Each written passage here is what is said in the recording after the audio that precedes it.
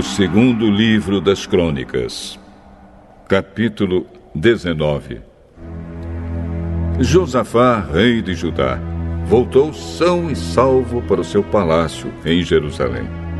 O profeta Jeú, filho de Hanani, foi encontrar-se com o rei e disse: Por que é que o Senhor ajuda os maus e é amigo dos inimigos de Deus? Por causa disso, o Senhor Deus vai castigá-lo. Mas é verdade que o Senhor fez coisas boas. Acabou com os postes ídolos do país e procurou com todo o coração conhecer a vontade de Deus. Josafá continuou morando em Jerusalém, mas tinha o costume de visitar o povo no país inteiro, desde Berseba, no sul, até a região montanhosa de Efraim, no norte. Ele fez com que o povo se voltasse para o Senhor, o Deus dos antepassados deles. Colocou juízes em todas as cidades de Judá, protegidas por muralhas, e lhes deu a seguinte ordem: Tenham cuidado quando decidirem algum caso, pois o que vocês fazem é em nome de Deus, o Senhor, e não em nome de criaturas humanas. E quando julgarem as questões, Deus estará com vocês. Portanto, respeitem a Deus e tenham cuidado com o que vão fazer, pois o Senhor nosso Deus não tolera os que cometem injustiça, nem os que usam 2 pesos e 2 medidas nos julgamentos, nem os que aceitam dinheiro para torcer a justiça. Em Jerusalém, Josafá colocou alguns levitas, sacerdotes e chefes de famílias para julgarem os assuntos religiosos e as causas dos moradores da cidade. E lhes deu a seguinte ordem: Cumpram com honestidade todos os seus deveres para com Deus, o Senhor, respeitando-o e obedecendo-lhe com todo o coração. Quando os seus patrícios das cidades de Judá apresentarem a vocês causas de morte ou qualquer caso de desobediência às leis, estatutos e regulamentos, avisem a eles que não cometam pecados contra o Senhor, a fim de que ele não castigue vocês e os seus patrícios. Se derem esse aviso, vocês não serão culpados. O grande sacerdote, Amariá, terá a última palavra nas questões religiosas, e o governador de Judá, Zebadias, filho de Ismael, terá a última palavra em casos não religiosos. Os levitas ajudarão nos serviços do tribunal. Coragem, pois, e mãos à obra, e que o Senhor Deus esteja com os que fazem o que é direito.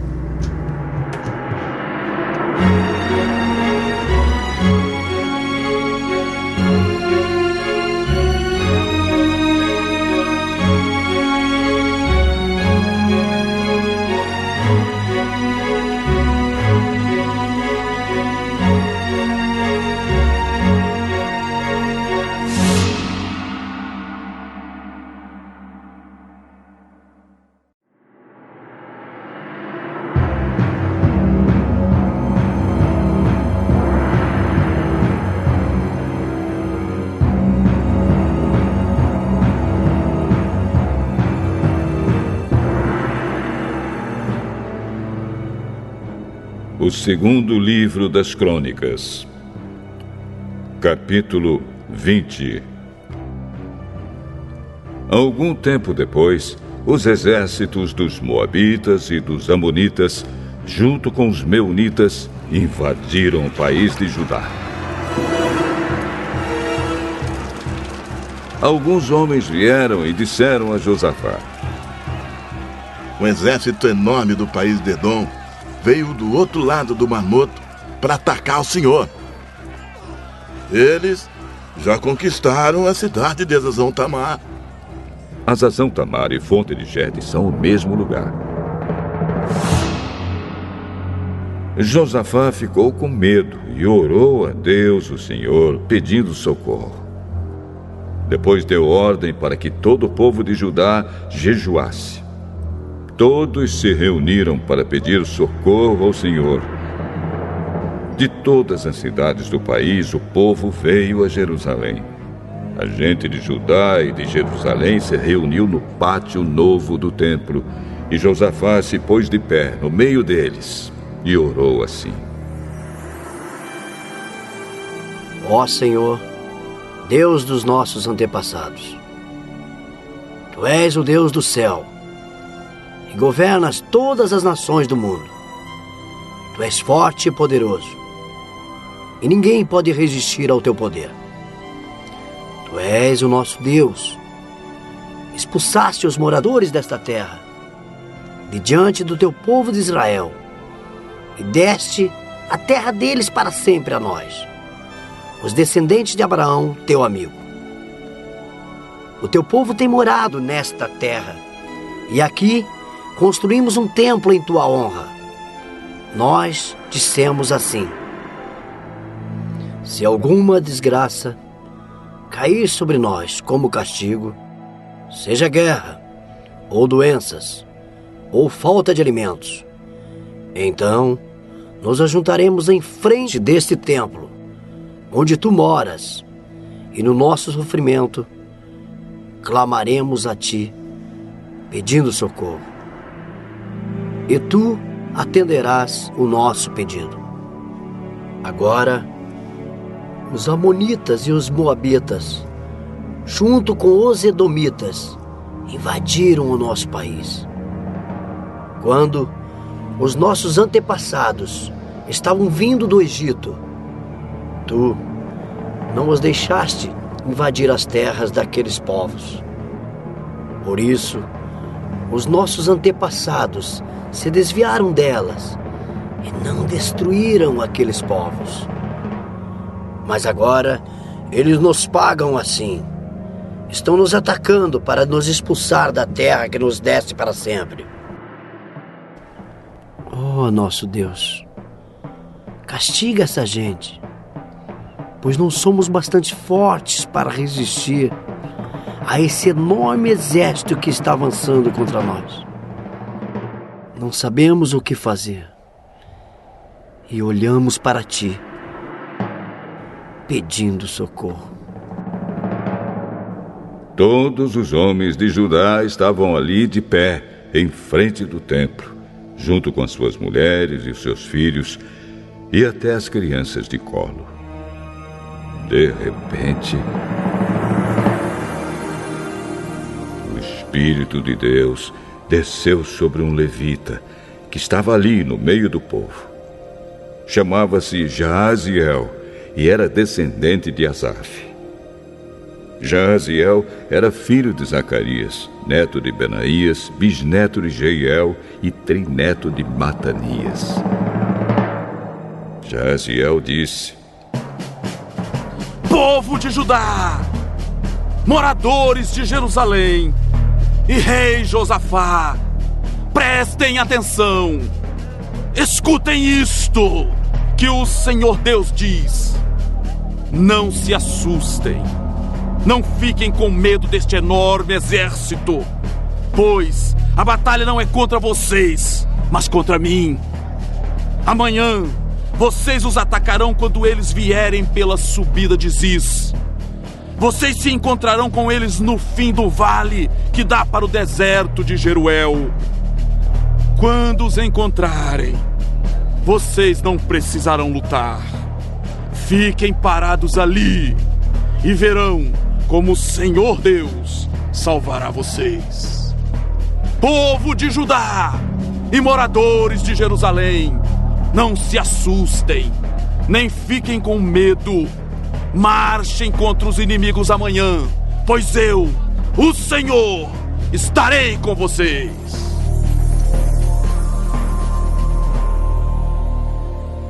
Então o rei Josafá se ajoelhou e encostou o rosto no chão, E todo o povo de Judá e os moradores de Jerusalém também se ajoelharam na presença de Deus, o Senhor, e o adoraram.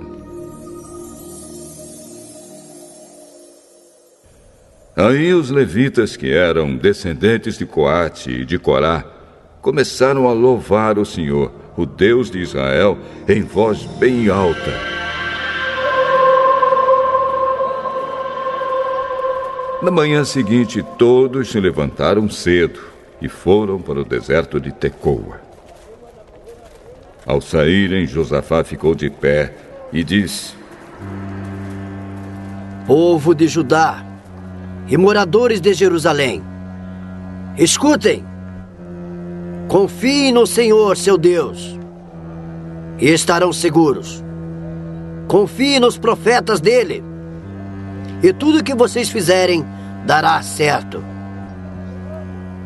Depois de consultar o povo, Josafá ordenou que alguns cantores vestissem roupas sagradas e marchassem à frente do exército, louvando a Deus e cantando assim: Louvem a Deus, o Senhor, porque o seu amor dura para sempre.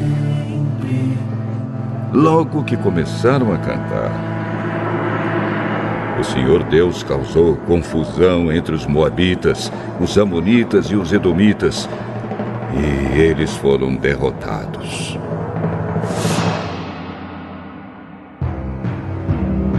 Os amonitas e os moabitas atacaram os edomitas e os destruíram completamente. Depois os amonitas lutaram contra os moabitas, e os dois lados também acabaram se destruindo. Quando o exército de Judá chegou a um lugar alto no deserto, eles viram o chão coberto de mortos. Ninguém tinha escapado com vida. Aí Josafá e os seus soldados avançaram e começaram a pegar tudo o que havia no acampamento inimigo.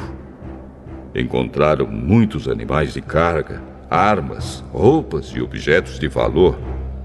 Levaram 3 dias pegando as coisas, mas havia tanto que não puderam levar tudo. No 4º dia, todos se reuniram no vale de Beraca e louvaram o Senhor. É por isso que aquele lugar se chama Vale de Beraca, até hoje. Depois, os soldados de Judá e de Jerusalém, com Josafá à frente, voltaram alegres para Jerusalém. Estavam contentes porque o Senhor Deus lhes tinha dado a vitória na luta contra os seus inimigos. Quando chegaram a Jerusalém, foram até o templo, ao som de música de harpas, liras e trombetas. Quando os outros povos souberam que o Senhor havia derrotado os inimigos de Israel, ficaram todos com medo. Assim o reinado de Josafá continuou tranquilo, pois Deus lhe deu paz com todas as nações vizinhas. Josafá tinha 35 anos de idade quando se tornou rei de Judá. Ele governou em Jerusalém 25 anos. A sua mãe se chamava Azuba e era filha de Sili. Como Asa, o seu pai, havia feito antes dele, Josafá fez o que o Senhor Deus considera certo. Mas os lugares pagãos de adoração não foram destruídos, pois o povo ainda não tinha resolvido adorar somente o Deus dos seus antepassados. Todas as outras coisas que Josafá fez, desde o começo até o fim do seu reinado, estão escritas na história de Jeú, filho de Hanani, que faz parte da história dos reis de Israel.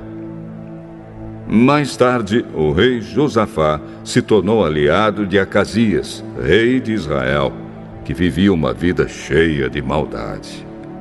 Eles fizeram um acordo para construírem navios que fossem até a Espanha. Os navios foram construídos em Ezion-Geber.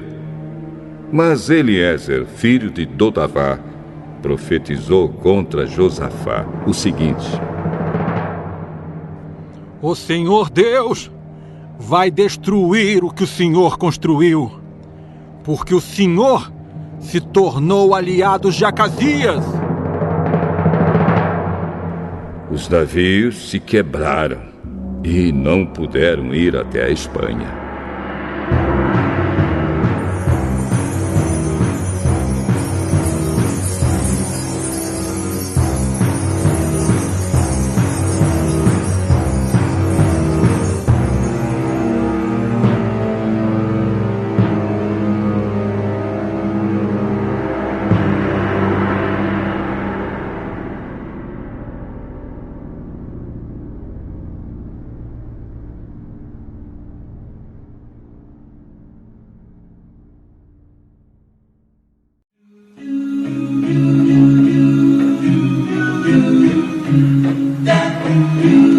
Eclesiástico 18.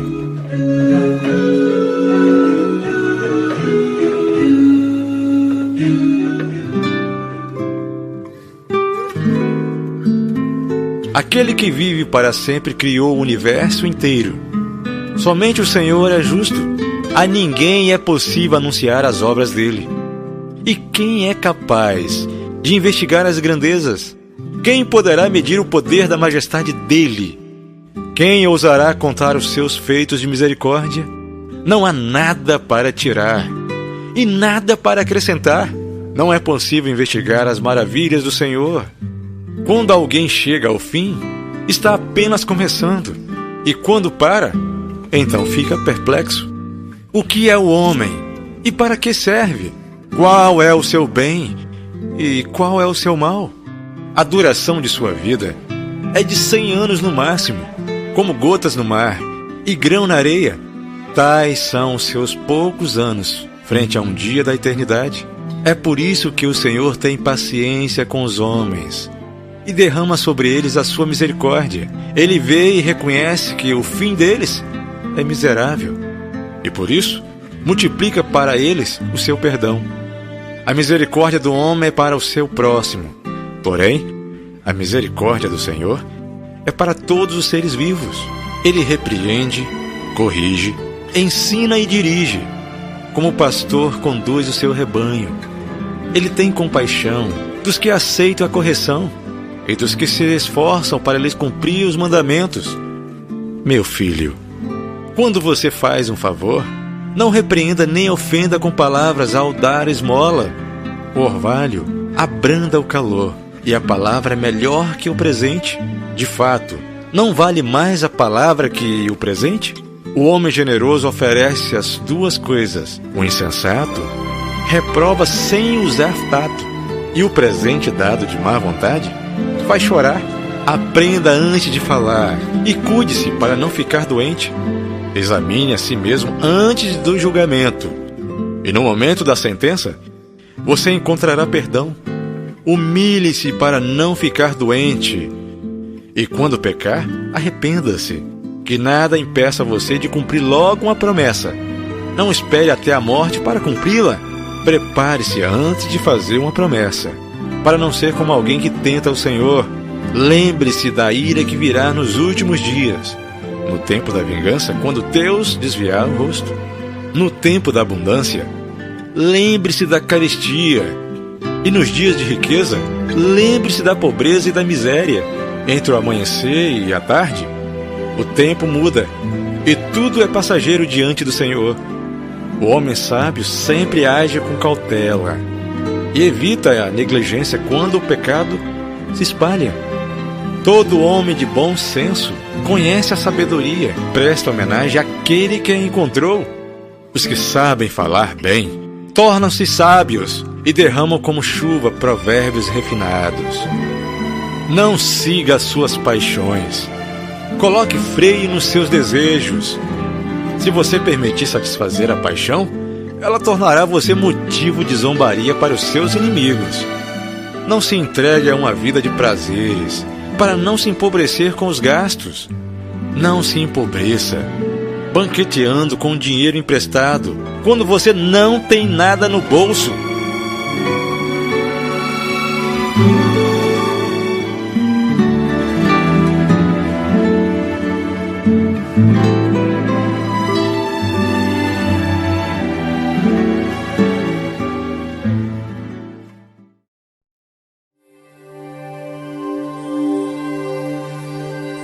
Capítulo 24.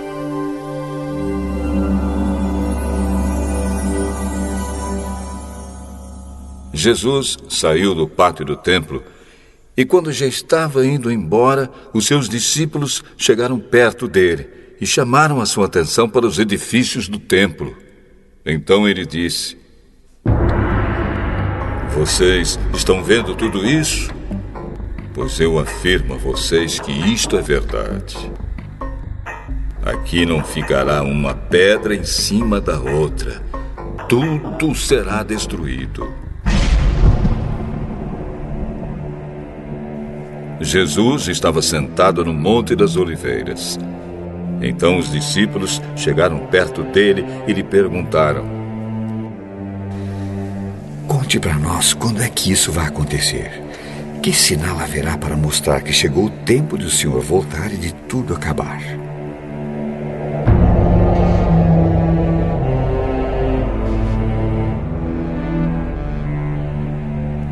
Tomem cuidado para que ninguém engane vocês. Porque muitos vão aparecer fingindo ser eu e dizendo: "Eu sou o Messias." E enganarão muitas pessoas. Não tenham medo quando ouvirem o barulho de batalhas ou notícias de guerras. Tudo isso vai acontecer, mas ainda não será o fim. Uma nação vai guerrear contra outra e um país atacará outro. Em vários lugares haverá falta de alimentos e tremores de terra. Essas coisas serão como as primeiras dores de parto.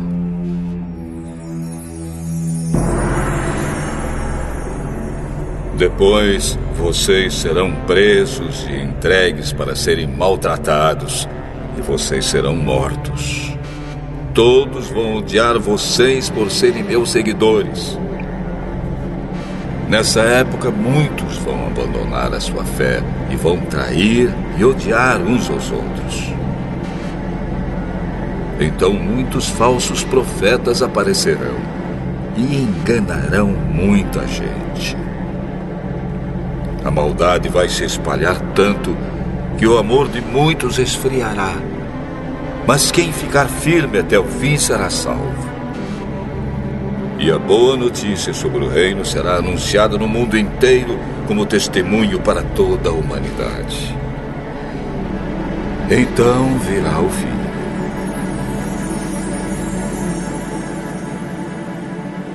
E Jesus continuou: "Vocês verão no lugar santo o grande terror de que falou o profeta Daniel.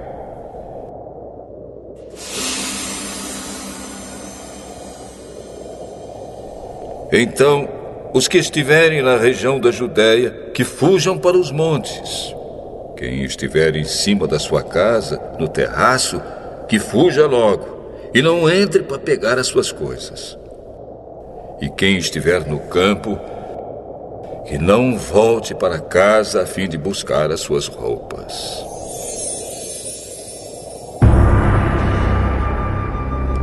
Ai das mulheres grávidas e das mães com criancinhas naqueles dias. Orem a Deus para que vocês não tenham de fugir no inverno ou no sábado, porque naqueles dias haverá um sofrimento tão grande como nunca houve desde que Deus criou o mundo. E nunca mais acontecerá uma coisa igual. Porém, Deus diminuiu esse tempo de sofrimento. Se não fosse assim, ninguém seria salvo. Mas, por causa do povo que Deus escolheu para salvar, esse tempo será diminuído. Portanto, se alguém disser para vocês: "Vejam, o Messias está aqui", ou "O Messias está ali", não acreditem. porque aparecerão falsos profetas e falsos messias, que farão milagres e maravilhas para enganar, se possível, até o povo escolhido de Deus. Prestem atenção. Eu estou dizendo a vocês tudo isso antes que aconteça.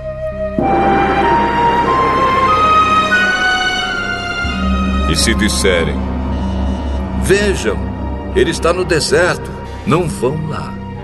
Ou ainda: vejam, ele está escondido aqui, não acreditem. Porque assim como o relâmpago risca o céu, do nascente até o poente, assim será a vinda do Filho do Homem.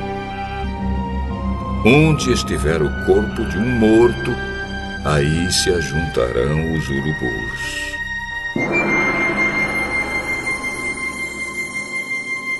Jesus disse: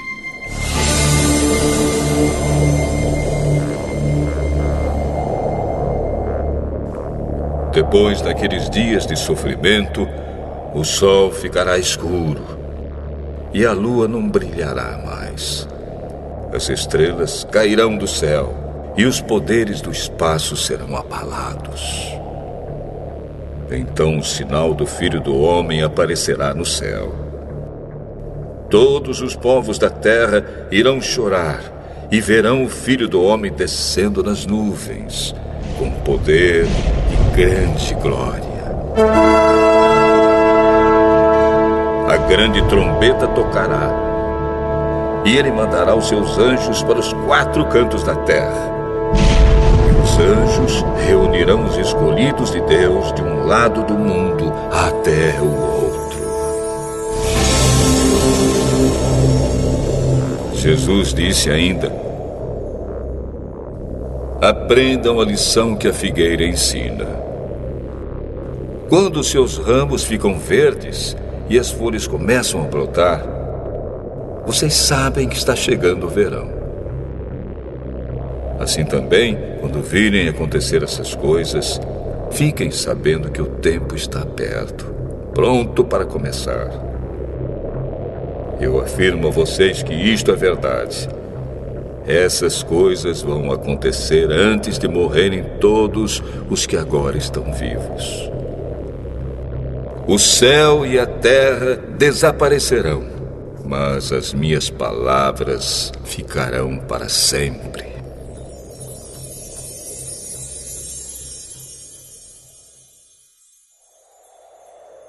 Jesus continuou dizendo: mas ninguém sabe nem o dia, nem a hora em que tudo isso vai acontecer.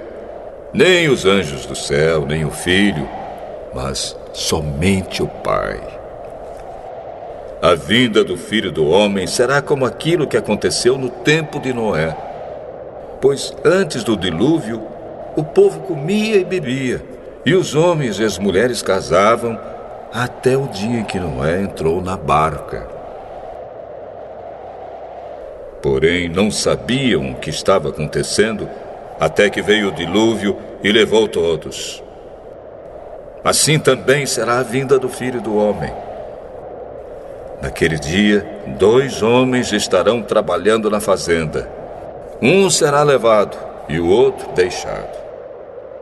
2 mulheres estarão no moinho moendo trigo. Uma será levada e a outra deixada.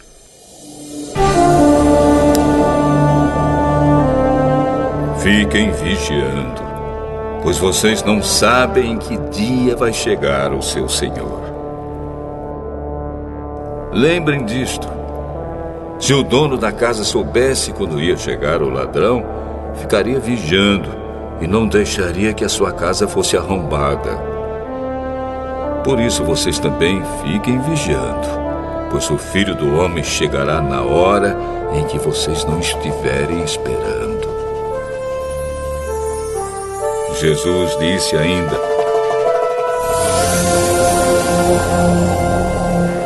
sabemos que é o empregado fiel e inteligente que o patrão encarrega de tomar conta dos outros empregados, para dar a eles os mantimentos no tempo certo. Feliz aquele empregado que estiver fazendo isso quando o patrão chegar. Eu afirmo a vocês que isto é verdade. O patrão vai colocá-lo como encarregado de toda a sua propriedade. Mas, se o empregado for mau, pensará assim: o meu patrão está demorando muito para voltar. Então começará a bater nos seus companheiros, e a comer e a beber com os bêbados. E o patrão voltará no dia em que o empregado menos espera e na hora que ele não sabe.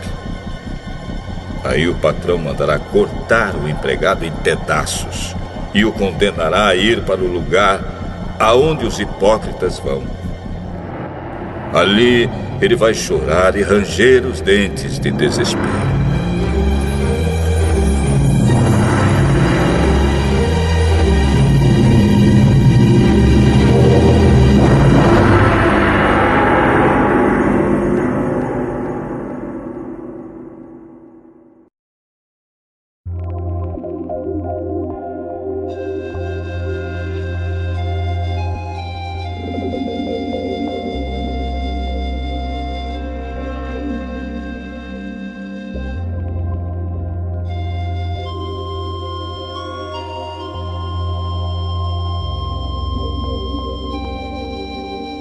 Salmo 17. Oração de Davi. Ó Senhor Deus, atende o meu pedido de justiça. Escuta o meu pedido de ajuda. Ouve a oração que faço com sinceridade. Tu julgarás a meu favor, porque sabes o que é direito. Tu conheces o meu coração e de noite me visitas. Tu tens me examinado profundamente e não encontraste em mim nenhum desejo mau. Não digo coisas que te desagradam, como os outros fazem. Tenho obedecido às tuas leis e tenho procurado não agir como os violentos. Tenho andado sempre nos teus caminhos e nunca me desviei deles. Eu oro a ti, ó Deus, porque tu me respondes. Por isso, ouve-me, escuta as minhas palavras. Mostra o teu amor maravilhoso, ó Salvador. Ao teu lado estou livre dos meus inimigos. Protege-me como protegerias os teus próprios olhos, e na sombra das tuas asas esconde-me dos ataques dos maus. Inimigos violentos estão ao meu redor. Eles não têm pena de ninguém e falam com arrogância. Eles me seguem de perto e agora estão em volta de mim, esperando o momento de me derrubarem. Eles são como leões escondidos, esperando por mim, prontos para me despedaçar. Vem, ó Senhor Deus, enfrenta os meus inimigos e acaba com eles. Com a tua espada, salva-me dos maus. Ó Senhor Deus, livra-me daqueles que nesta vida têm tudo o que querem. Castiga-os com os sofrimentos que tens guardado para eles. Que haja bastante castigo para os seus filhos e que ainda sobre para os filhos dos seus filhos. Mas eu te verei, pois tenho vivido corretamente. E quando acordar, a tua presença me encherá de alegria.